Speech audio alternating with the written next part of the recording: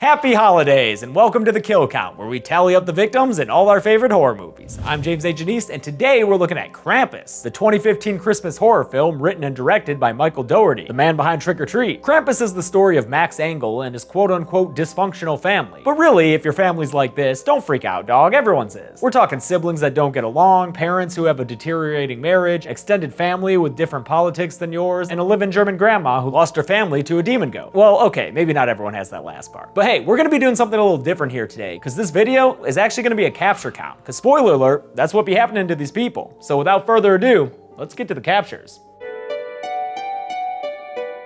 The movie begins in the middle of Shopocalypse Now. Slow motion shots of consumer culture destruction play under Bing Crosby crooning about how it's beginning to look a lot like Christmas. For some reason, the store has a nativity play going on? Is that what's happening here? And Max Engel is having a tussle with a magus, since apparently this wise kid was telling the first graders there's no Santa Claus. Max's mom, Sarah, played by Toni Collette, is more concerned with Max's face than the integrity of the Christmas legend. Every kid has to learn the truth someday. And his dad, Tom, played by Mr. Leslie Knope Adam Scott, is too busy taking work calls to be bothered either way. In fact, the only person other than Max with Christmas spirit in this house is Grandma Omi, Tom's German-speaking mother. She encourages Max to continue his annual tradition of writing to Santa Claus, although she does get a little weird when she talks about the spirit of giving and sacrifice. You alright there, Omi? Upstairs, Max's older sister Beth is complaining to her bong-token boyfriend about the impending visit of her aunt, uncle, and cousins. He invites her to come over since he's only 4 blocks away, but it's too late. The house starts shaking, and that means the Hummer with the extended family is here. They're related through Sarah, since the matriarch of the clan is her sister Linda, played by Alison Tolman of Fargo fame. Her husband is Howard, played by David T-Bones Koechner, the comedy world's premier loud bald guy. Sorry, Rob Corddry. Their kids include 2 daughters, Jordan and Stevie, who have been raised by Howard in a more traditionally masculine sort of way, and son Howie Jr., who's been raised in a more traditionally stare and drool sort of way. Also, they brought a dog, Rosie. She's a good girl. A surprise inclusion at this year's festivities is Aunt Dorothy, the crotchety aunt of Sarah and Linda, played by 2.5 Men's Conchata Farrell. She's got some Mrs. Mac tendencies in her. So where's the dog?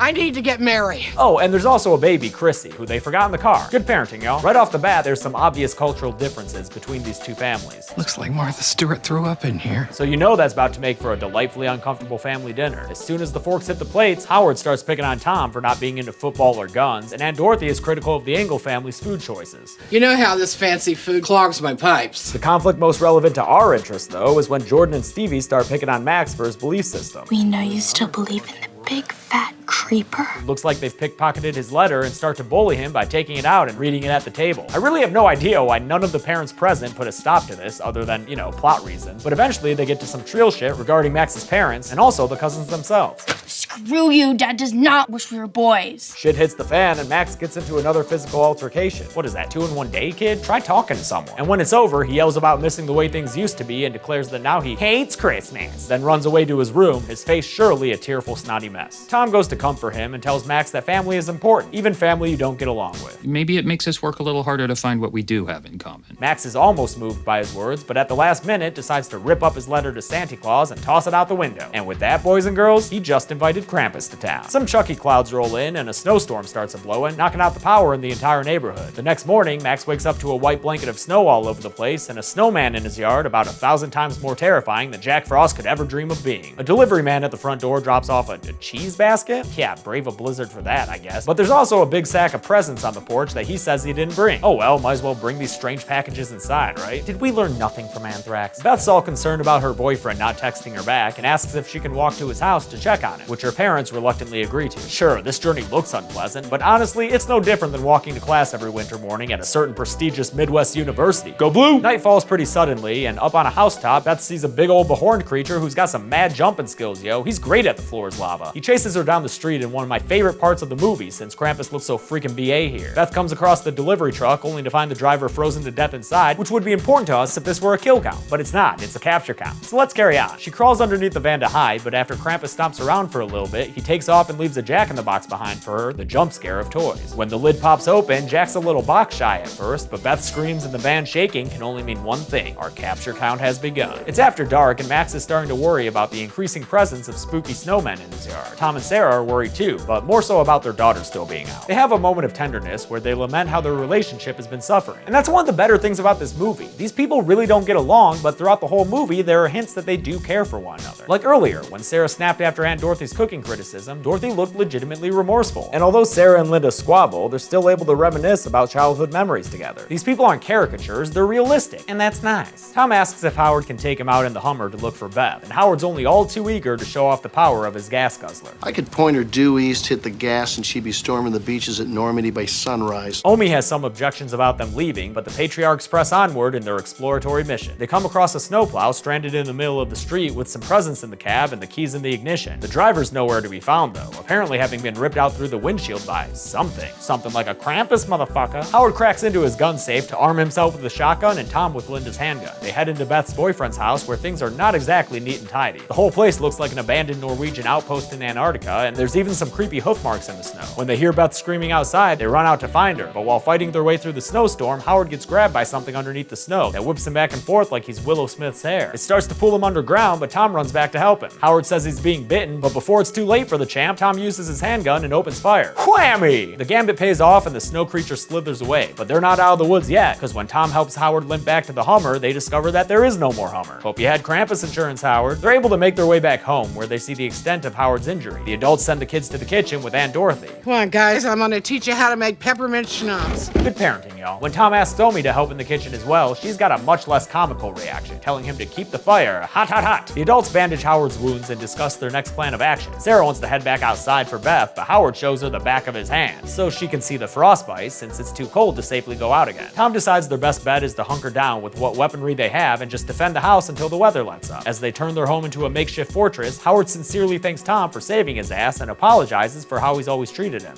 Thinking you're such a spineless dick all these years. Their slumber party is really bringing everyone together, and no wonder, it looks cozy as fuck. Howard offers to take first watch and let the others all sleep, but we smash cut to him snoring by the window later that night. That means everybody's conked out when a chain descends from the chimney with a little gingerbread man attached. It starts jingle jangling and wakes up Howie Jr., who would love nothing more than a midnight chimney gingerbread snack.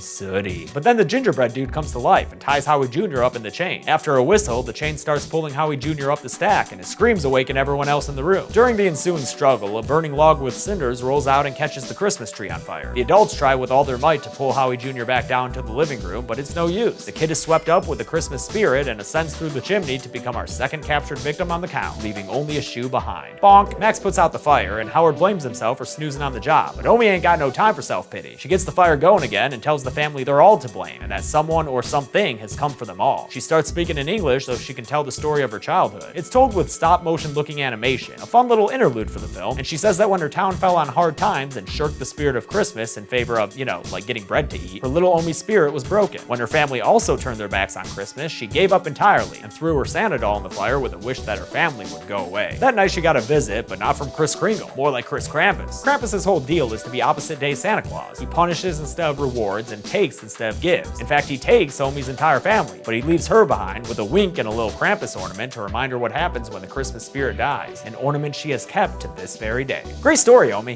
You believe this senile horse shit? Well, I liked it anyway. Howard gets pissed and is determined to go outside and rescue Howie Jr., even pulling his gun on Tom when he tries to intervene, despite admitting that he is starting to like his brother-in-law. But he doesn't even make it past the front porch before a bunch of creepy little figures running between the spooky snowmen causes the family to shut that front door back up and continue to bunker down. Morning comes and Linda takes the Christmas presents into the attic so she can rewrap the fire-damaged ones for the kids. She hears something coming from one of those mystery packages and it sounds like a jump scare in the box, but Sarah interrupts her before she can open it and they leave the room, so they don't see when the presents start shaking a bunch. Who got the whole family Tickle Me Elmos? That shit is so 1996. While the adults discuss a plan to escape with the snowplow that Tom saw during his previous outing, Stevie and Jordan are upstairs looking for a second bathroom since apparently Aunt Dorothy clogged the one downstairs. They hear Beth's voice coming from the attic, calling for them by name, so they go up to ask her what the dealio. And you know this won't end well. Their screams are heard by the adults downstairs, so Tom, Sarah, and Linda head up there to see what's going on. Some further commotion is heard from the kitchen, so Howard and his boomstick go check that out. Up in the attic, they find a big old Jack out of the box, clap clap, and finishing up his daily recommended intake of child with a meal of Jordan. At least he's a gentleman, Jack, and wipes his mouth when he's done. So cute. Tom shoots at Jack, but he dodges and crawls away, and while they're looking for him, they run into some more demonic Christmas decorations, like this feathery angel tree topper who tackles Sarah to the ground, and a grizzly stuffed teddy bear who starts biting on Linda. A pretty sweet freaking robot attacks Tom, so all three of them are preoccupied as Jack tries to escape through the air vent. The angel strangles Sarah with Christmas lights and hangs her by a rafter, but when Linda sees Stevie lying on the ground, she's able to rally herself and turn the tide. She gets the best of the bear with an icicle through the eye and then grabs an axe which she uses to cut Sarah down and take care of that dope-ass killer robot toy. Alas, she's too late to save Jordan from the Jack-in-the-Box, since he crawls down the air duct, completing his capture and adding another one to our list. Downstairs, Howard's been having his own misadventure with a trio of gingerbread dolls, two of whom, fun fact, are voiced by Seth Green and Justin Roiland.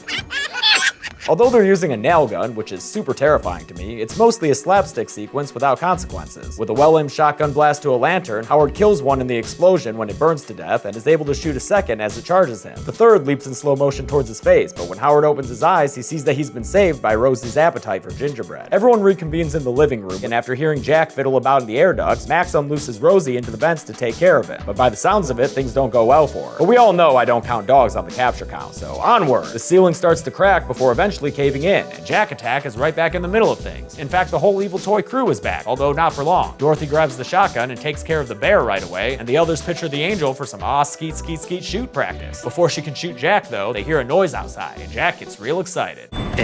Yeah, these terrifying elves are fucking this family up, son. They run inside and put out the fire and give their buddy Jack a very needed hug. He's been through a lot. They use their chains to tie up Dorothy, and we basically get a threefer for the capture count here, since they steal the baby like they some kind of well-hung Goblin King, pull Dorothy out the window with a wacky sound effect, Twisted fairy tale horse shit! and with that battle cry, Howard jumps on Jack and is pulled out the window with the others. Oh, great! Content with their haul, the elves shuffle out the broken window, the last of them doing a nice little stage exit on his way out. That's enough for Tom, who says it's time to enact their snowplow plan. But when they all head out, Omi stays behind, telling them to be good before closing and locking the front door behind them. Max convinces his dad that they need to leave her behind so she can do her thing and face Krampus head on. She stands inside on her own and waits for Krampus to hurry his big ass down the chimney. He finally unfolds himself into the living room, and it's about damn time, mister. There's only 20 minutes left of this movie, and this is your first clear appearance. Friggin' jip of a title if you ask me. And this version of Krampus ain't even got that much goat in him. He just looks like messed up Santa Claus with a long ass tongue. But at least he's still doing his Krampus thing, meaning Omi's the next one on the capture count when he opens up his bag and tells that old lady to get in the sack. Hey ya! The remaining uncaptured family members head through the snowy streets and are almost at the plow when things turn south for them. As my buddy Foundflix mentions in his great video on this movie that you should totally watch, it almost feels like they ran out of time here since everyone else drops pretty quickly. Tom is encircled by the snow-burrowed creature from earlier and gets pulled underground and taken away. Linda's the next victim, and although she manages to pass off Stevie before it's too late, she is also pulled underground and captured. Finally, Sarah is able to put the kid safely in the snowplow and tell her son she loves him before she drops and is pulled under the snow as well. Max tries to start the snowplow, acting like he know how to drive and shit, but since he don't, the truck goes nowhere and is victim to another elf swarm that steals away Stevie from the passenger side of the cab. I'm just counting this as her capture, even though we'll see more of her in a second, because look at that, she's clearly captured. Max is left alone by the elves and gets a visit from the Jolly Holly Horror Show himself, who gives him a Krampus ornament and disappears. Dude's got good branding. Krampus ornaments all over the place. Max follows Stevie's screaming through the snow to find this topsy-turvy Krampus festival going on. I guess once a year they throw this party here in town. Max yells out to Krampus, who turns towards him and, wait, why is your mouth open, dude? You look real dumb. When Max tries to return the ornament gift to Krampus to get his family back, it just sinks into the ground and then a giant-ass hellhole opens up in front of him. Nice going, Max. He climbs up to face Krampus and his gaping maw head on, pleading once more for Krampus to show some pity and let Stevie go, even shedding a tear for added pathos. It almost appears to work, but then Krampus is like, nah, and leads his elves and banthas in a round of laughter. They toss Stevie into the hole, which is all sorts of scary, and then Krampus picks Max up by the frickin' head and holds him over the hell pit too. Max gives one last apology.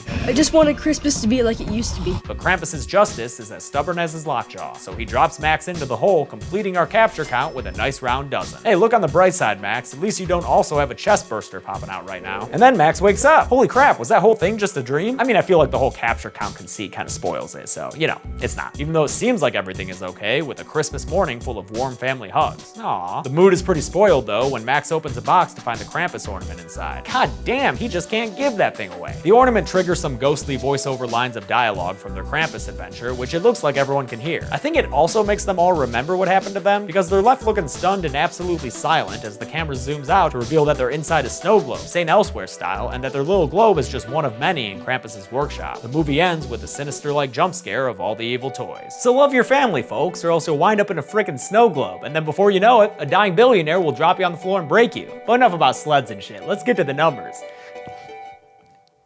Fuck.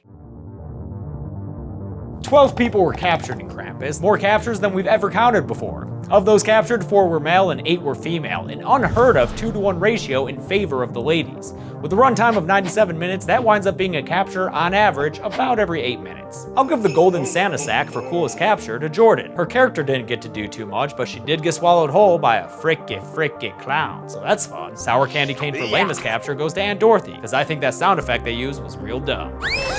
And that's it. Krampus was released in 2015 and has been one of the most requested movies on this channel, so I hope you all enjoyed my Christmas gift. We've got one more kill count left this year, New Year's Eve on Friday, but until then, I'm James A. Janice.